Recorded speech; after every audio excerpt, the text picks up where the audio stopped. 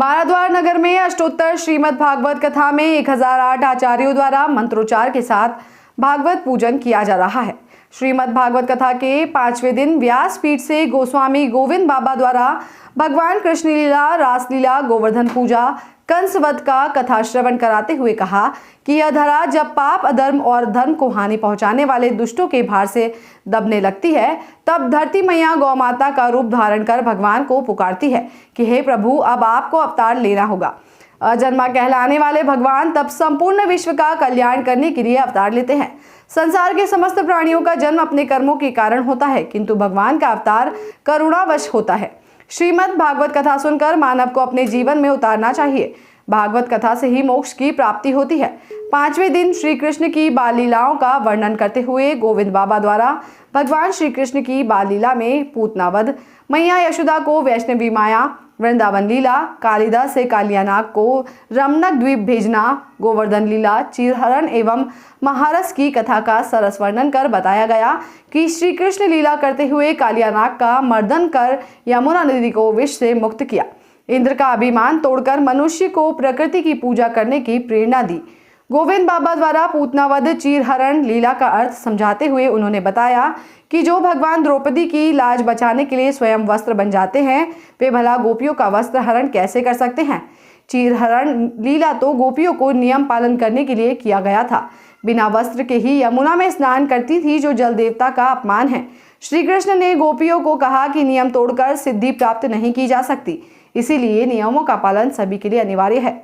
चीरहरण लीला का भाव यह है कि स्त्रियां अपना आंचल संभाल कर चले और पुरुष अपना आचरण, क्योंकि आंचल के गिर जाने पर मर्यादा गिरती है और आचरण के गिर जाने पर सब कुछ गिर जाता है। श्रीमद् भागवत कथा को सफल बनाने में बाकी बिहारी, पवन शर्मा, सतीश जिंदल, विष्णु जिंदल सहित पदाधिकारी जुटे हुए हैं। भागवत सनातन धर्म का सार है।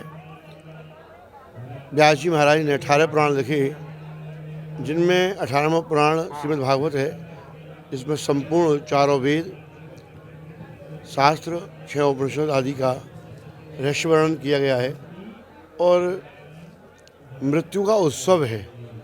हम संसारवासी जन्म उत्सव, विवाह उत्सव, नाना प्रकार के मंगल उत्सव मनाते हैं, पर मृत्यु का उत्सव कोई जीव नहीं मनाता।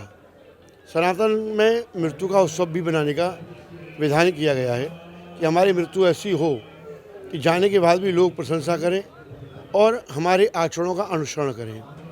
महाराज परीक्षित, जिन्होंने अनायास स्वर्ण में कलयुग का वास होने के कारण स्वर्ण मुकुट के धारण करने की कारण मति भ्रम होने से श्रृंगी मुनि के गले में मृत सर्प डाल दिया था, जिनके पुत्र शमीक ने उन्हें 7वें दिन तक्षक से डसे जाने का श्राप दिया। राजा ने घर आने पर मुकुट को उतारा तो पश्चाताप की अग्नि में जलने लगा कि मैं एक साधु को अकारण में मृत सर्प से अलंकित कर आया हूँ, मुझसे पाप हुआ है। हे ईश्वर, इस पाप का प्रायश्चित मृत्यु से होगा, मुझे मृत्यु प्राप्त हो जाए। उधर जब मुनि को मालूम पड़ा कि पुत्र ने राजा के लिए श्राप दिया है, तो अपने शिष्य गौरमुख को भेजा, जाओ परीक्षित को बता दो कि उसके जीवन में केवल 7 दिन शेष हैं। गौरमुख ने आकर के राजा को बताया कि राजन, आपको मुनिपुत्र ने पिता के गले में मृत सर्प डालने के अपमान के कारण 7वें दिन मृत्यु होने का श्राप दिया है, इसलिए अब आपके जीवन में 7 दिन शेष हैं।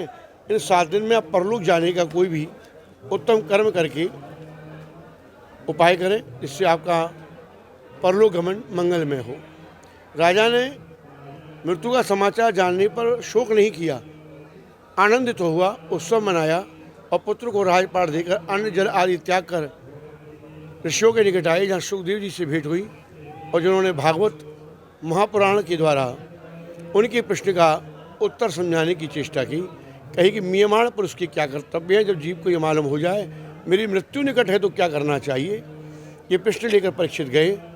सुखदेव जी ने कहा कि मैं तुमको भागवत रहस्य से ज्ञान से ओतप्रोत करूँगा, जिससे मृत्यु भय समाप्त हो जाए। मृत्यु तो निश्चित है, जिसका जन्म हुआ है उसकी मृत्यु उसी दिन निश्चित हो गई कि कालांतर में वह मृत्यु को प्राप्त होगा।